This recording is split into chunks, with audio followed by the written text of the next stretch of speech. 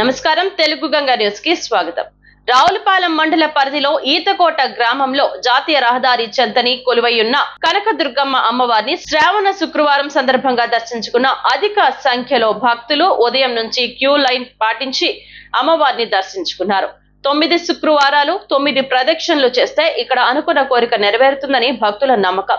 శుక్రవారం నాడు భక్తి శ్రద్ధలతో కొలువైన ఉన్న శ్రీ దుర్గాదేవి దుర్గామాత అమ్మవారిని దర్శించుకొని తీర్థ ప్రసాదాలు తీసుకోవడం జరిగింది. ఆలయ అర్చకులు నాని వచ్చిన భక్తులకి గోత్ర నామాలతో ప్రత్యేక పూజలు నిర్వర్తించడం జరిగింది. ఆలయ కమిటీ చైర్మన్ వెలుగట్ల రామకృష్ణ, కమిటీ సభ్యులు వచ్చిన భక్తులకు ఎటువంటి ఇబ్బందులు లేకుండా తీర్థ ప్రసాదాలు ఏర్పాటు చేయడం జరిగింది.